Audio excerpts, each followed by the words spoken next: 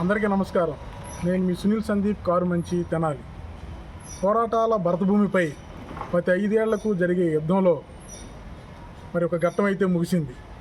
Doctor Babasaheb Ambedkar గారు తన జీవితాన్ని త్యాగం చేసి బిడ్డలను పోగొట్టుకొని పోరాటాలు చేసి ఆ ఓటు హక్కు ప్రతి ఒక్కరికి ఇవ్వకుండుంటే ఈ రోజున ఏసీ గదుల్లో మరి మేడల్లో మిద్దెల్లో ఏసీ కారుల్లో తిరిగేటువంటి ప్రజాప్రతినిధులు మన దగ్గరికి వచ్చి ఉండేవారు కాదేమో.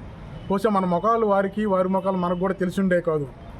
అందువలన ఈ ఓటు హక్కు ద్వారా ప్రజా నాయకులకి, ప్రజలకి దగ్గర చేసినటువంటి బాబాసాహెబ్ అంబేద్కర్ గారు చిరస్మరణీయుడు, పూజనీయుడు, మహనీయుడు.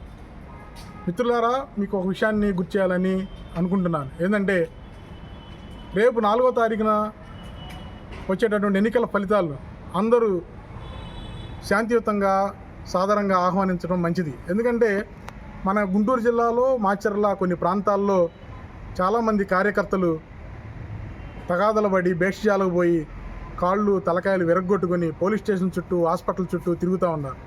వాళ్ళ కుటుంబాలు చాలా దీనావస్థలో ఉన్నాయి.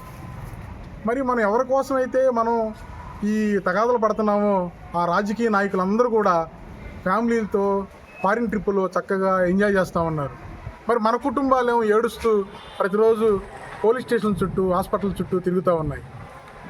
ఏ వ్యక్తి గెలిచినా, ఎవరు పరిపాలించినా, ఎవరు అధికారంలోకి వచ్చినా ప్రతి ఒక్కరు స్వాగతించాల్సిన అవసరం ప్రజాస్వామ్యంలో ఒక నైతిక బాధ్యతగా తీసుకోమని మీకు తెలియజేస్తూ ఉన్నాను. ఏ వ్యక్తి కోసం మనం తగాద పడాల్సిన అవసరం లేదు, మన జీవితాలు త్యాగం చేయాల్సిన అవసరం లేదు. ఎందుకంటే మధ్యతరగతి కుటుంబాల్లో ప్రేమలు, అనురాగాలు, ఆప్యాయతలతో పాటు కోపాలు కూడా ఉంటాయి. ఆ కోపాలని పరిపాలించేటటువంటి రాజకీయ నాయకులు వాళ్ళకు అనుకూలంగా మార్చుకుని మరి వాళ్ళు తరతరాలు సంపాదించుకుని మనల్ని కోర్టుల చుట్టూ, హాస్పిటల్ చుట్టూ, మరి చట్టాల చుట్టూ తిప్పుతూ ఉన్నారు. ఈ విషయంలో ప్రతి ఒక్కరూ జాగ్రత్త వహించండి.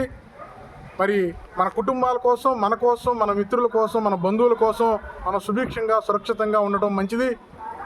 ఎవరినో ఎమ్మెల్యేలు చేయడానికి, ఎవరికో అధికారం ఇవ్వడానికి, ఎవరినో మంత్రులు చేయడం కోసం మనం చిన్న చిన్న భేషజాలకు పోయి తగాదలు పడాల్సిన అవసరం అయితే ఉండదు.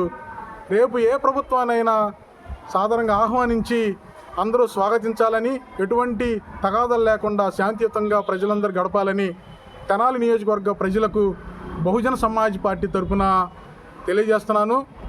అందరూ శాంతిగా, సుఖంగా ఉండాలని బహుజన సమాజ్ పార్టీ కోరుకుంటా ఉంది.